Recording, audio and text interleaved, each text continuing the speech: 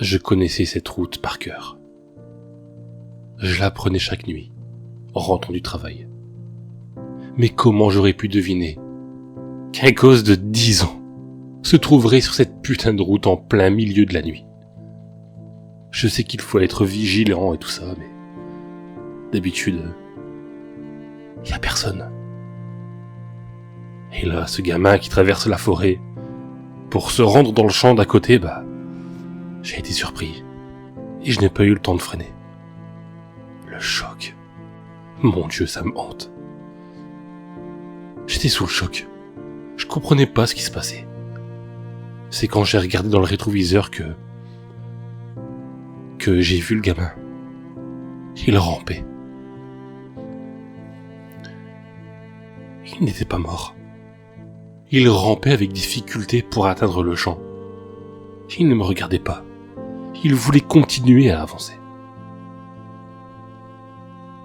Je suis sorti de la voiture et je me suis avancé vers lui. J'avais tellement peur. Quand je suis arrivé à sa hauteur, je l'ai vu. Il était face contre terre et la moitié de son corps était complètement déchiquetée. Son manteau était jaune, je m'en souviendrai toujours. Mais avec le sang et le reflet des lampadaires, ça donnait une couleur épouvantable. J'essayais de lui parler, mais il ne m'écoutait pas. Il continuait de ramper difficilement.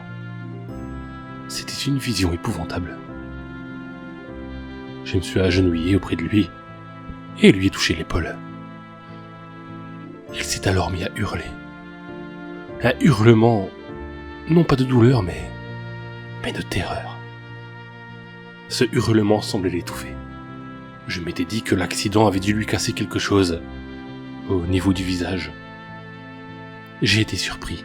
Je savais pas comment réagir. Je l'ai tout de suite lâché et je lui ai dit qu'on allait appeler les secours. Et à ces mots, il a essayé d'aller encore plus vite en rampant. J'ai sorti mon téléphone portable, mais au moment où je voulais appeler les secours, le petit a été pris de convulsions. Et d'un coup, il s'est étalé sur le bitume. Il ne bougeait plus. Putain, je pouvais pas y croire.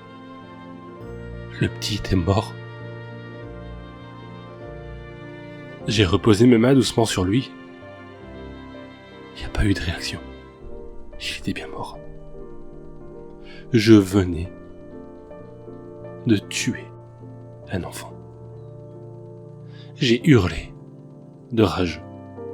Puis alors que je me m'étais effondré à côté du petit corps sans vie, couvert de sang, j'ai vu au loin dans la forêt un flash, comme si quelqu'un se baladait avec une lampe de poche. Puis un deuxième, et un troisième. Au total, il devait y en avoir au moins 10 dans cette forêt. Des gens qui semblaient chercher quelque chose. Je sais pas pourquoi, mais j'ai eu peur. Je savais pas quoi faire. Je sentais que je ne devais pas être là. Mais je ne pouvais pas laisser ce petit sur la route. Alors j'ai porté le petit. Et j'ai voulu hurler tellement j'étais mal. Au loin, j'entendais des aboiements de chiens et des grognements, ainsi que des cris et des rires d'hommes. C'était ceux avec les lampes de poche.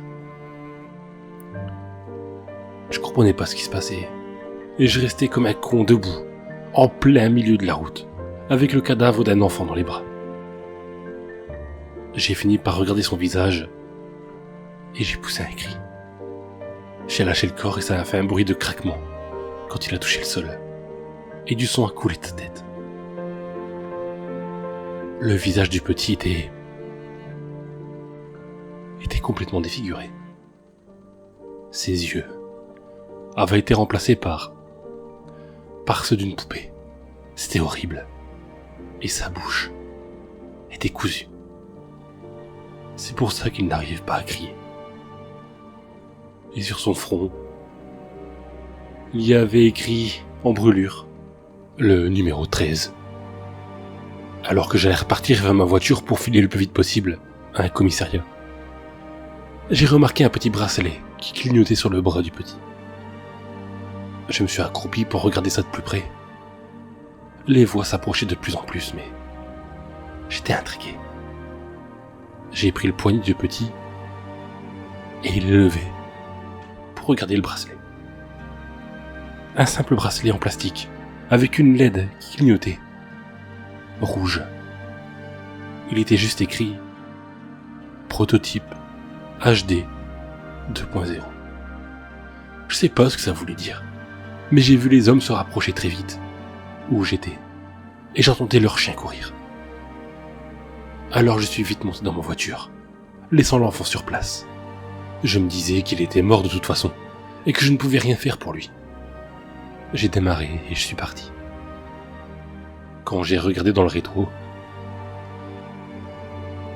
j'ai vu les chiens qui se sont jetés sur l'enfant. Ils semblaient le mordre et le dévorer. Moi, j'ai continué à rouler le plus vite possible et je suis arrivé dans ma ville. J'ai eu peur d'aller à la police. Je sais pas pourquoi, mais j'avais la trouille. Seulement, je n'arrivais pas à être bien.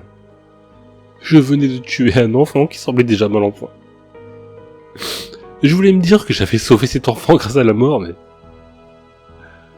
mais non. Je venais de tuer un petit garçon.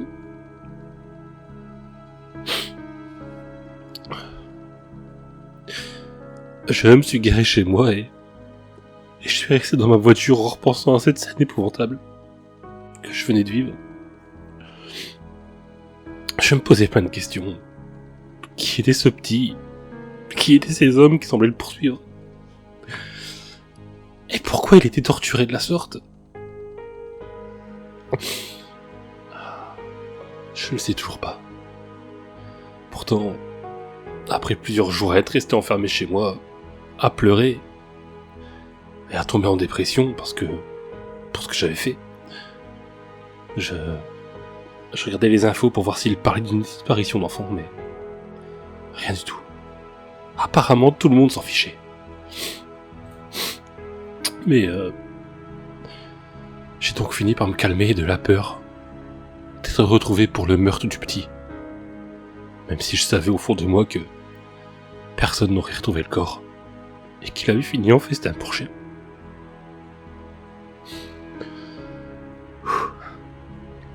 Bien sûr, j'avais toujours de la tristesse et une sorte de peine qui, je crois, s'en ira jamais. Ce gosse était traumatisé. Il voulait les fuir, même après s'être fait renverser. Je ne voulais pas penser à l'horreur qu'il avait dû subir. Déjà juste sa tête laissait deviner que le petit avait dû vivre l'enfer. Après un certain temps, j'ai pu faire quelques recherches sur ces prototypes HD 2.0, mais rien du tout de cohérent avec ce que j'avais vu. Il y a eu une chose par contre qui m'a marqué, et qui semblait plutôt concorder avec ce que j'avais vu. Une légende urbaine, du nom de Huggy Doll. En gros, d'après l'histoire, un homme aurait commandé une poupée sexuelle vivante, une enfant. La petite avait été torturée. Je ne vous raconte pas les détails, mais c'était atroce. Mais la description correspond à l'état du petit garçon que j'ai renversé. J'ai aussi regardé Maps pour voir la forêt. Mais à part des arbres et des clairières, on ne voit rien depuis le ciel. J'avais pensé à me rendre dans la forêt pour en savoir plus. Mais j'ai peur. Car les hommes et leurs chiens, s'il y a vraiment quelque chose, me pourchasseraient, j'en suis sûr. Et aussi, j'hésite à en parler à la police car je serais alors sans doute arrêté pour l'accident et la fuite. Et je sais que c'est lâche, mais j'ai peur. Et ce qui me fait ne pas y aller, c'est aussi que depuis 2 ou 3 jours, une voiture de police se gare devant chez moi. Et un des flics semble me prendre en photo. En tout cas la maison. Et j'ai peur qu'il me cherche pour l'accident, mais même si la voiture est dans le garage, est toute propre maintenant. Et puis, s'ils avaient des soupçons, ils seraient venus me poser des questions. Je comprends pas pourquoi ils faisaient ça. C'est ce matin que j'ai réalisé que la police me prenait en photo depuis que j'avais fait des recherches sur le prototype HD 2.0. Était-il au courant de cette affaire ? Sans doute. Ou alors je deviens complètement parano. Mais c'est normal de devenir parano quand on vit ce que j'ai vécu, et que je vis actuellement. Je sais pas quoi faire. Qu'est-ce que vous feriez, vous ?